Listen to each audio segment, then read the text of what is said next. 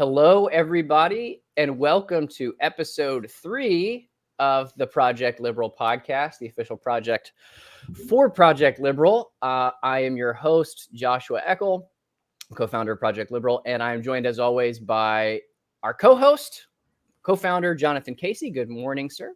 Good morning. Thank you for joining us. Today, we're going to have an interesting conversation with somebody who is a huge advocate for liberalism in Africa and South Africa. And we're going to talk a bit about something that's going through the news in the United States right now. So as many people have heard, there have been many viral posts over the last 2 to 3 weeks about this far left South African political party. The Economic Freedom Fighters had a rally at the end of July. And as part of this rally, there was a call to kill the Boers or kill the whites in South Africa, or at least that's the framing that you've seen on social media. This went viral, international outrage, a lot of conflict and conversation around that. And I wanted to bring on our guest to talk about the state of race relations in South Africa, to talk about the economic conditions and maybe a classical liberal or a liberal path out of that. So we are joined today by Martin van Staden, who is a jurist and author based in South Africa. He is currently the head of policy at the Free Market Foundation and the former deputy head of policy research at the Institute for Race Relations, which is the oldest continuously existing classical liberal think tank in the world. Martin, thank you for making time to talk to us today. Yeah, thank you for having me. It's a great honor to be here. Yeah, no, absolutely. We are very, very excited to have this conversation, and we're a huge fan of your work. I know that we've seen your stuff on social media for a while, and you've led the classical liberal movement, or at least you're a very vocal classical liberal on the other side of the ocean, and we're very excited to have a conversation. So I'm going to let Jonathan kick us off with some of the questions, and we'll get into the meat of the conversation. Yeah, I mean, we all saw the viral video of them singing this song, and there was, a lot of right-wing commentators were taking this and painting a massive white brush that all black people in South Africa believe this. This is what they're trying to do. They're trying to murder everyone who doesn't look like them.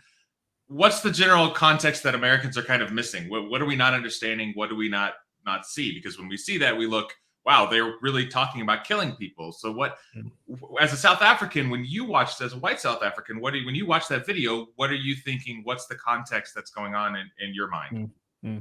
Yeah, so let me try and distill a lot of this. It's obviously a big story, but effectively it's not a new song. So the chant isn't anything recent. There's been litigation about it, in fact, for decades now.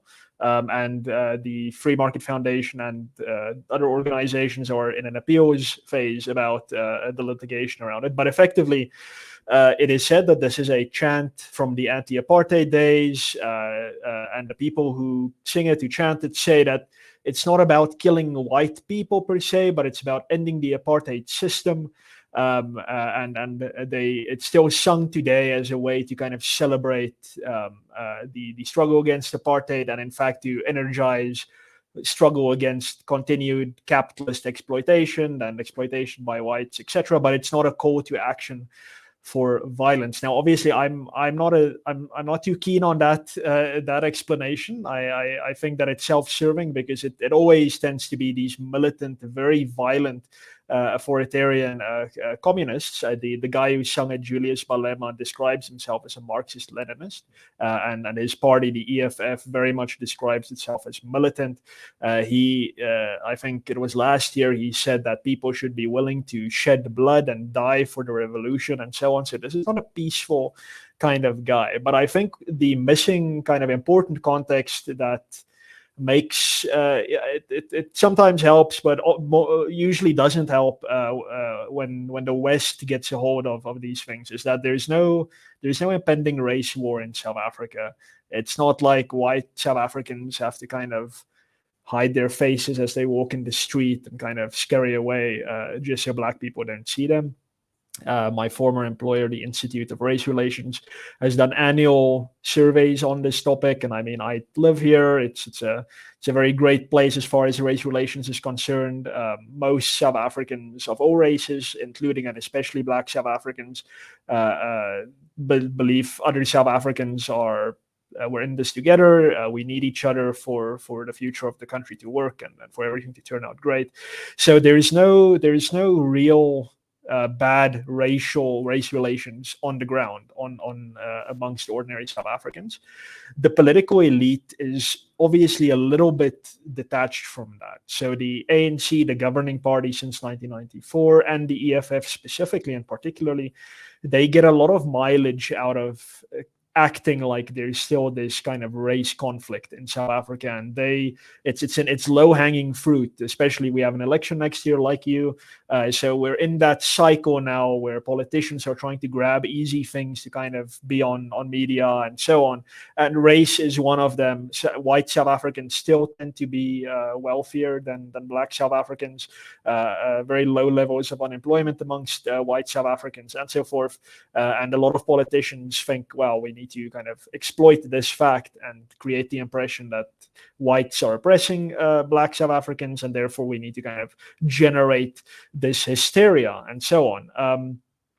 Just about the song itself, so the word Boer, kill the Boers, the Boers, that is either a reference to white Afrikaners or it's a reference to farmers. So the word, it has a double meaning. Whites in South Africa tended to be agriculturalist farmers centuries ago, and kind of the identity became entwined.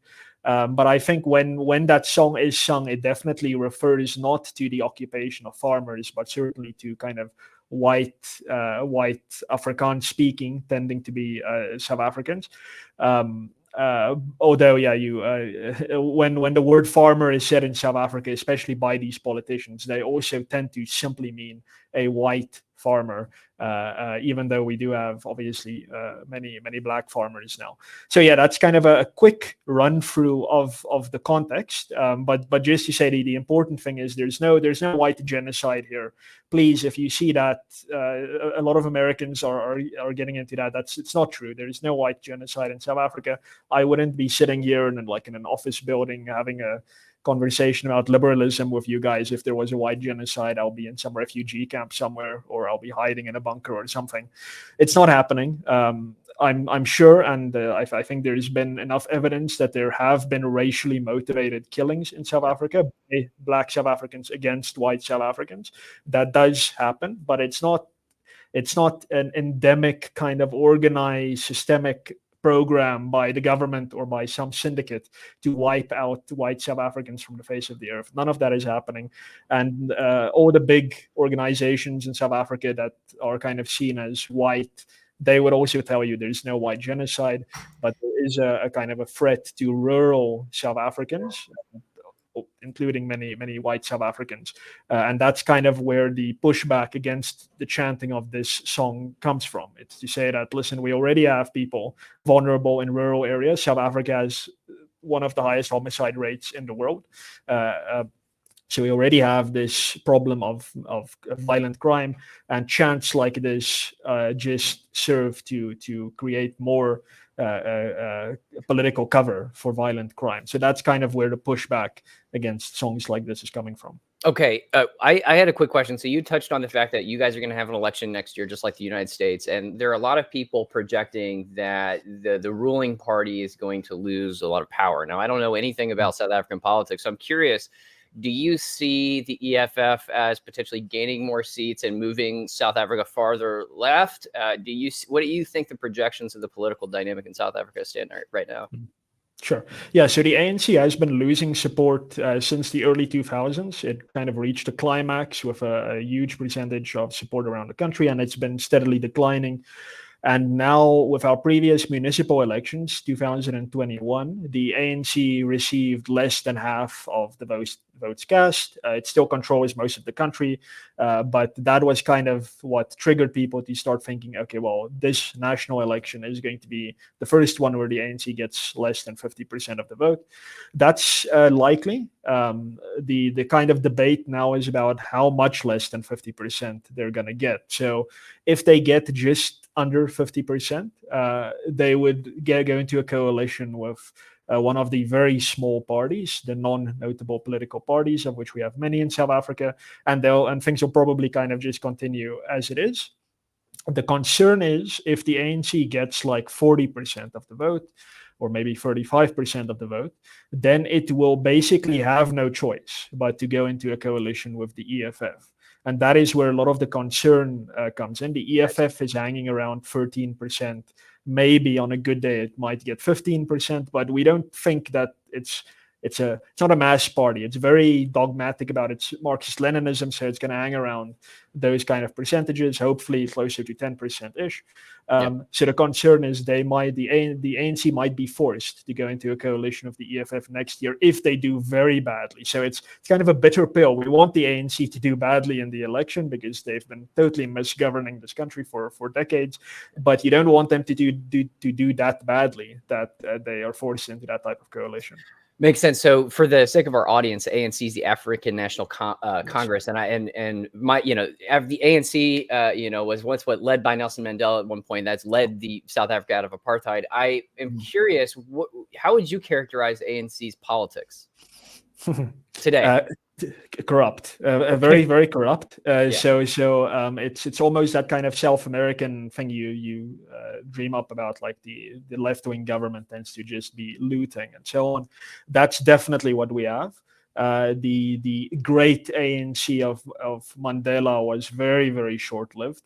Arguably, Mandela was just an exceptional individual amongst the ANC. But so if you look back to the 1940s, the ANC then already went into an alliance with communists. Very understandable in the context that the communists were the Soviet Union, etc., were the only ones willing to support the ANC. The United States and so on weren't prepared to support the ANC when it was slightly more liberal back in those days. But since then, it's been very left-wing, very, very socialist. In the 90s, it was kind of hit by that post-Soviet realization that, well, our big ally in the East is now gone, so we kind of need to be pragmatic. And we saw some, call it pragmatic left-wing kind of free market economics from the ANC there for a short spell. So kind of Clinton maybe-ish. That was also quite short-lived. By 2017, when Jacob Zuma became the president, things took a very hard leftward turn, and things became significantly more corrupt, where the high-ranking politicians are just brazenly and openly stealing taxpayers' money and really mismanaging state-owned enterprises, and so on. So the ANC now, if I had to give you a clear ideological answer, I would say kind of center-left, kind of so it's dominant wing, very, very left wing. It's more ideological wing, but ultimately the people who have power and access to funds simply corrupt. So they'll go kind of the path of least resistance to kind of ensure that the gravy train of corruption keeps on flowing. So South Africa, had decades of apartheid, and in the early 90s came out of that. What are some of the major mistakes? What are some of the, Black South African, I think, have a high unemployment rate of over 30%, and there's still massive amounts of poverty, and as you said, violent crime. What are some of the mistakes coming out of apartheid that were made that really have an lasting impact to today? What are some of those key things that you say, if we had just done a few things differently, the outcomes would have been far different? Yeah, so the first thing that I feel dirty for having to say, but yes, it's a good thing that apartheid was ended. Unfortunately, a lot of people, kind of libertarians in the West, are like, oh, white South Africans made a huge mistake. And it's like, well, ending tyranny is never a mistake, but the way you go about that is important. And certainly mistakes were made. So the National Party, which was responsible for apartheid, by the mid 80s had certainly become far less of an ideological kind of racist, fascist organization. It became very middle of the road, pragmatic, trying to get a settlement for the country that was broadly acceptable to everyone. They became federalists, a good thing. The broadly classical liberal movement in South Africa up to that point was always a federalist movement rather. And the National Party kind of joined into that. The ANC was never federalist, and they were very against any type of federalism in South Africa, and very much against the kind of principle that when apartheid ends, there must be a radical decentralization of authority and of power, and that there must be very strict constitutional checks and balances and so on. The ANC was always against that. It kind of nominally supported a Bill of Rights, which is great, and we have that, but it would not accept anything that kind of put the central government in a straitjacket as far as economic policy was concerned. So the National Party and the other anti-apartheid parties kind of pushed during the end of apartheid for a significantly decentralized political system in South Africa. And the ANC didn't want that. And so we kind of met in the middle. And there is unfortunately the big mistake, and that is that we didn't decentralize nearly enough. So we settled on South Africa is a federal state.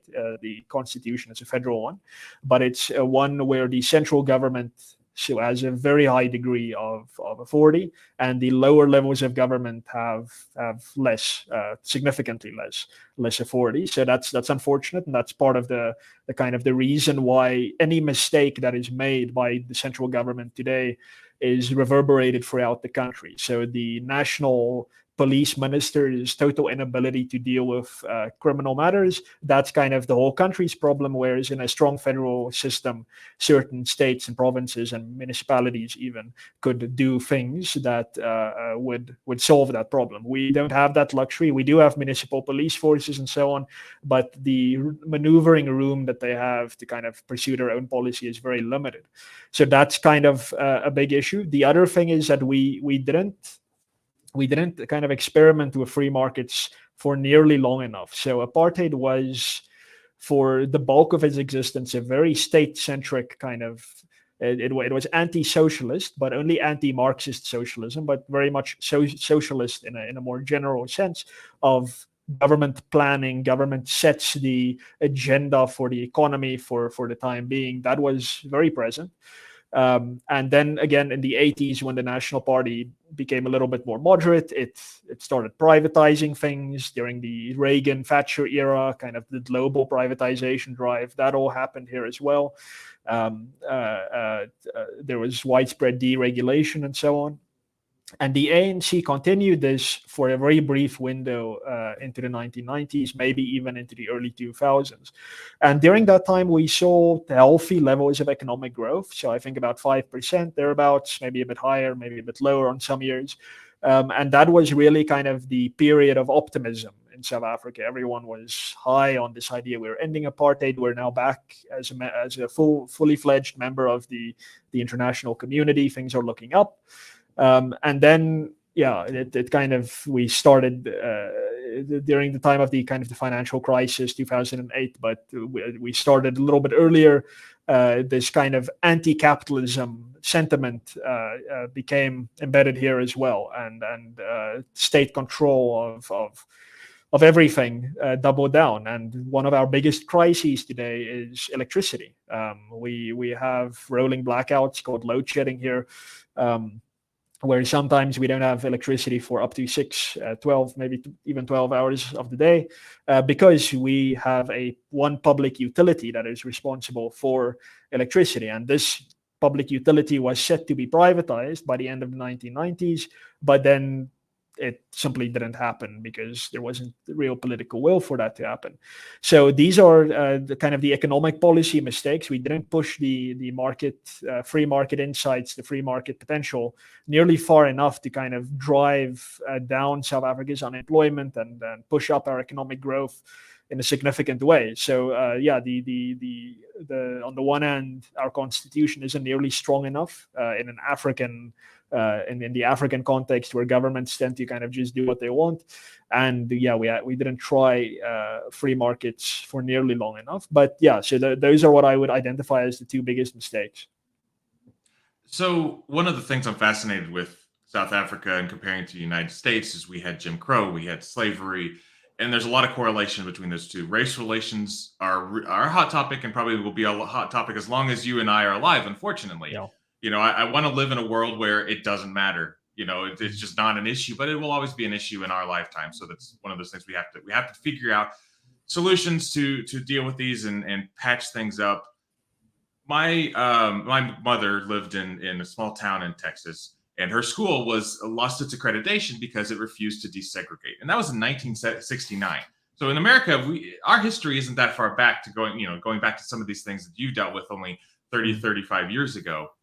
What are some of the kind of correlations between the United States and South African apartheid? What are some of the social policies? We talk about economic policies. What are some of the social policies, some of the social issues that could have been done either in the United States or in South Africa that either helped or hurt race relations? What are some of the issues that you brought up? Whereas, did you guys have an issue with desegregating schools or universities, or what were some of those social issues that came up after apartheid, and what could have been done, what should have been done, and what was done?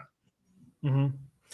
Yeah, so I mean, I don't know if it's a self-serving comment, but I think as far as that is, like the formerly powerful grouping in South Africa, the white South Africans, I think that there has been a bona fide push for integration, and I think that has gone very well. So you don't have hardline groups of kind of white South Africans like the South will rise again in South Africa. There's no groups that say let's bring back apartheid. There's no groups that really say let's have a whites only state. There are secessionist movements, but they're decidedly non-racial. There is also a kind of called Afrikaner only town in South Africa that springs into the media and the press every now and then, but it's a cultural town. Any black South African who is like fully committed to Afrikaner culture and the Afrikaans language would, I think, be more than welcome to live there. So you don't see kind of that lingering I don't know how to describe it, almost a kind of sense of superiority, of white superiority in South Africa that I think you sometimes do see amongst fringe groups in the United States. Certainly, we have racists in South Africa, that goes without saying, but that's not due to any kind of insight into, oh, yes, but whites are just so much more intelligent and so forth. You just don't see that in any way. The remaining white racists in South Africa, it's kind of a cultural thing that they've just grown accustomed to, and that's like, well, they're different from us and we do our own thing. So I think as far as the bulk of the white group in South Africa goes, there's been a remarkably accepting approach to race relations. So when the National Party was finally committed to bringing apartheid to an end in 1992, it held a referendum, a whites-only referendum, and at that point, about 60-something% of the white electorate voted in favor of negotiating with the ANC to end the system of apartheid. There was no trouble around desegregation. If you ask the kind of the radical left in South Africa, they will say that we still have segregation in South Africa today because white people kind of still live where they've always lived. And the number of black people living in those suburban areas it doesn't reflect the demographics of South Africa, and that's true. But that's not segregation. That's simply the fact that the pattern of poverty has kind of remained constant, and as I would argue, simply because the government didn't pursue nearly enough liberalization of its stranglehold of the economy to allow black South Africans really in great masses to empower themselves out of poverty. So yeah, our universities and so forth, most of which were state universities, they were desegregated. I think even before apartheid ended, the National Party did that kind of its own accord through the 1970s, I think, even into the 80s and into the 90s. School segregation, I think that kind of held out a little bit longer than the 80s. So schooling was very strictly segregated here. But the moment apartheid ended, it became illegal constitutionally illegal to deny anyone schooling based on the color of their skin. And to my knowledge, there weren't any school governing bodies or anything that kind of litigated about that or tried any schemes. I know in the United States, some sovereign schools became private, and then they kind of used that as a strategy to keep Black Americans out. That didn't happen here. There's, to my knowledge, no private school group in South Africa that kind of tries to deny people on the basis of their race, entry, and so on. So yeah, I think that there are parallels, certainly between Jim Crow and the American South and South Africa. The one thing I'm quite happy about is that South Africa never had um, the kind of eugenics type of biological argument. Even the National Party and their predecessors never, to my knowledge, really made the argument that blacks had some kind of biological inferiority that would just permanently mean that they need to serve whites. The kind of the argument for apartheid was that these are two different cultures, and that to protect, of course, a very perverse idea, but to protect these cultures, we have to keep them separate from one another. And that obviously ended up serving white South Africans significantly more, and harmed black South Africans to a huge degree. But there was never that kind of race realist, or whatever they call it nowadays, kind of push for that there was never a black genocide or anything like that. A lot of people on the radical left say that the apartheid government tried to wipe out black South Africans. No such thing ever happened, nor did it ever cross anyone's mind. So that's the one thing I'm quite happy about, and I think that's one of the reasons why race relations in South Africa really are that good. We've really adapted to the new reality of having a largely integrated society. But yes, it's still, race is obviously still a big topic here, and like the United States, it's very much something that's being kept alive by the intelligentsia, by media, and by universities. It's not something that you really come across in your ordinary everyday kind of interactions at coffee shops and restaurants and in the streets. People aren't obsessing over race and so forth. So I think that's something that post-apartheid South Africa can be very proud of. But yeah, I mean, like I said, the kind of the government's inability to, or unwillingness rather, to really liberalize economics really did produce the fact that socially we still see these shanty towns, tin built towns that are basically exclusively black, and suburbs which are in large part still white, but by no means exclusively white. So yeah, it's kind of, these things are downstream and upstream from each other. We do need significantly freer markets here, and significantly more limited government before the mass of poor South Africans, largely black South Africans, can have that ability to empower themselves, to get a job, and to provide for their families. I had a quick question, Jonathan, if it's okay with you, about that. So I do want to talk to you before we run out of time at some point about what tactically that looks like. What are those liberal solutions, maybe some policy ideas, and we can talk about that here in a minute. But I am curious, because we met before we closed the book on race relations. In the United States, a big topic of conversation is reparations. It's, this conversation that, hey, these people were enslaved. There were systemic hurdles to their ability to build generational wealth, and it caused them to be impoverished because of these government and systemic barriers to their success historically. So obviously, situations like, like District 6 in South Africa, there are so many examples of the government getting in the way of people's ability to thrive historically. And you can imagine, I'm sure you know this better than anyone else, it creates a barrier for them to build that generational wealth, which obviously, so I see correlations between the same kind of conversations happening on the United States and in South Africa. Do you think there's a liberal solution to that question? Like, how do you account for these historic injustices? How do you think about that kind of question, that kind of conversation? Sure. Yeah. So the former head of the Free Market Foundation said that there is such a thing called the tough shit rule, and I think that's true to a significant extent, but it's not great, but it is unfortunately a reality, and that is that human history is ugly. Human history is a never-ending process of migration and conquest and oppression, which we as liberals finally kind of have the answer to ending, and that's great, and we need to persist with that. But one cannot indefinitely look back into history and try and repair every individual case of oppression that still kind of has legacy effects today. There are places where you can do that, and the one thing that I think is very clear is land, property.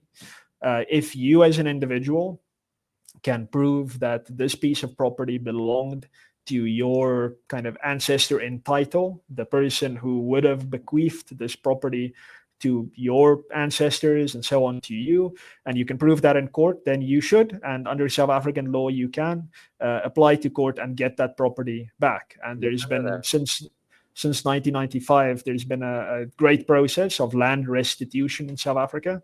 It's been very successful. The radical left in South Africa will say it's been a total disaster, but it's been very successful because most of the claims have been dealt with. I think there were about 1.6 million claims, and most of them have been dealt with. There's still a backlog. But the thing that the left is unhappy about is they want these individuals who make these claims to become farmers. I mean, this is not something that is true only for the South African left. This romanticization of kind of like the peasant kind of, we need to go back to a pre-industrial revolution day where people lived on the land and they were farming and they were peasants and so on. So they're very unhappy about the fact that Black South Africans who make that case in court and prove that this land is in fact theirs choose rather to be compensated with money. People want to live in urban areas, and that is as true for Black South Africans as it is for anyone around the world. They don't want to go and farm. They choose money. So the law does allow you to either get the land back or to be compensated for the loss. And by far, most have chosen to be compensated so that they can live in the cities, get jobs, live in the suburbs, as one would expect from anyone anywhere around the world.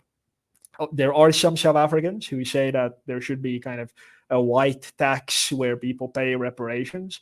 The fact is, South Africa is, I think, one of the 10 most highly taxed countries in the world, and white South Africans being more wealthy relatively have paid, I think, a huge proportion in taxes since the 1990s. So that's been there and done that. But ultimately, and this is maybe another mistake we made, is that at some point South Africa needs to stop being post-apartheid. Like at some point, the society needs to shift its gears to looking forward. And unfortunately, our constitution is a permanently post-apartheid constitution. It has many references to apartheid. So as far as constitutional law is concerned, South Africa will permanently be in 1995 forevermore, which is, it's not ideal. You kind of want to have a system where policies are made based on evidence and rationality rather than based on history that is now receding further and further back into the past. So I think that as far as liberals are concerned, we need to look at what is fairly and possibly givable, and that is land. It's identifiable. You can say that this person is rightly the owner of this land. It was taken from his ancestors 100 years ago, and he should receive the land back, or if he wants, he must be compensated. A random guy saying, well, I'm unemployed and I happen to be Black, so kind of someone owes me some money.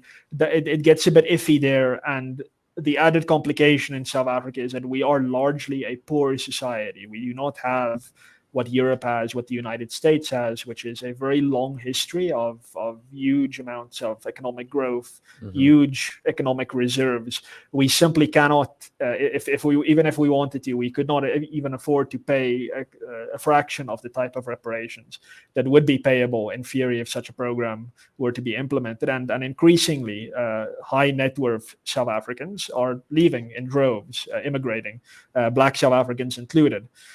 Simply because of how the situation in this country has been mismanaged, how crime is just not being addressed, and so forth. So the pool of economic resources here is so limited that none of that would even be possible. So rather skip that point and implement the kind of the tried and tested methods of economic growth and economic empowerment that liberal economics have shown worked. When you kind of compare, it's interesting kind of comparing the United States against South Africa in terms of coming out of these systems, either coming out of slavery, coming out of the Jim Crow laws, and they're coming out of apartheid.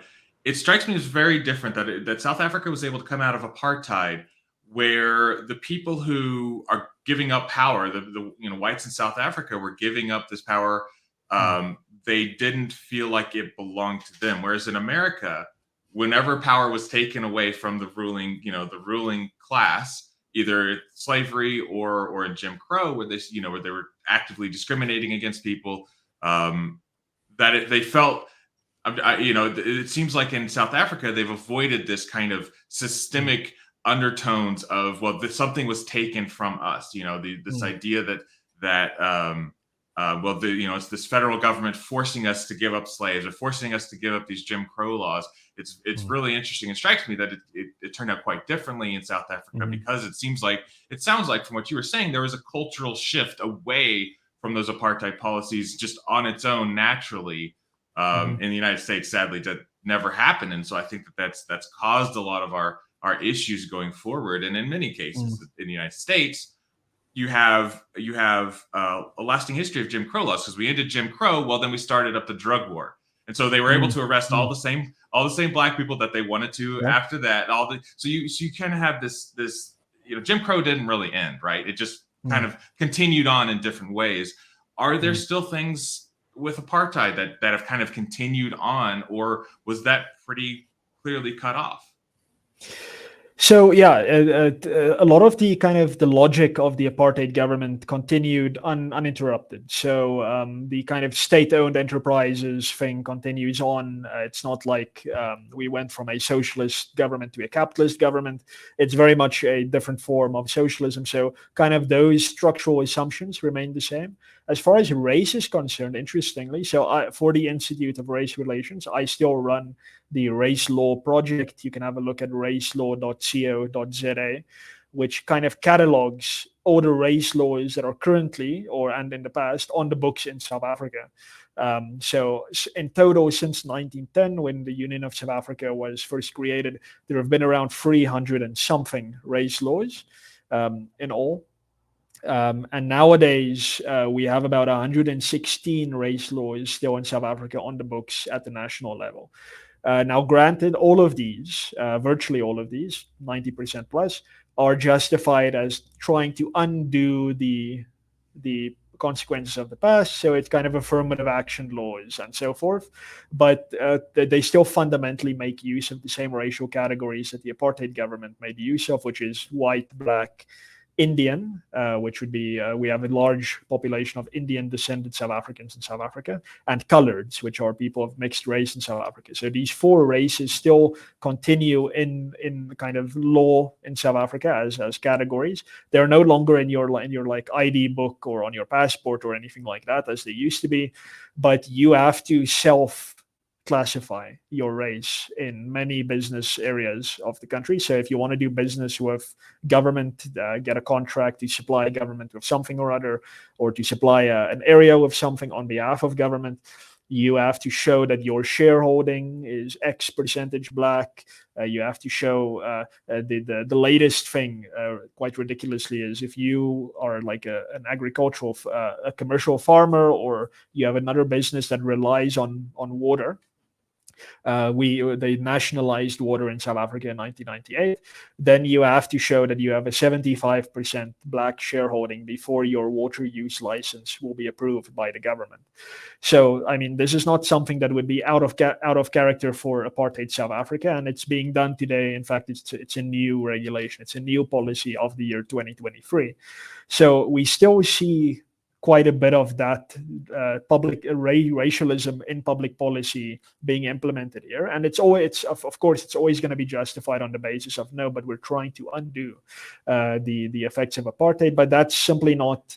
Once you get an insight into how the ANC, the African National Congress, works, and that ultimately everything it does is a way to plug some new political ally into some stream of tax money, then you'll understand that this is all just a facade for the ANC to increase its power and to enrich individuals within the within the party. The only way the ANC kind of functions is because there are huge patronage networks that kind of keep it all going. And as more political support becomes dependent on that for an individual like the current president to kind of get through a party congress to kind of remain the leader, he needs to give increasingly larger access to tax resources and so on to political functionaries somewhere.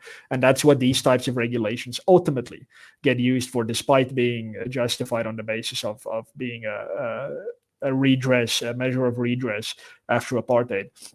So yeah, unfortunately, I think South Africa is still one of the countries in the world with the greatest sheer number of race laws and race policies on the book. So that's very much still here, and that's something that, as liberal as the IRR and the Free Market Foundation and so on, that we certainly condemn. As the IRR, which Josh mentioned, it's probably the oldest continuously existing classically liberal organization in the world. It was founded in 1929. It was against apartheid and race policy back then, all through to today. The Free Market Foundation was founded in 1975 at the height of apartheid, very much against race policy back then, and remains so very much today. Very interesting. One thing I love about liberalism and just the tradition of through Enlightenment is how forward thinking it is, how forward looking it is. It's just like, let's focus on the future. And it sounds like, to me, from what I've understood from this conversation, is that the South African government is very much backward looking. It's looking at the past, and it's understandable. There's a lot of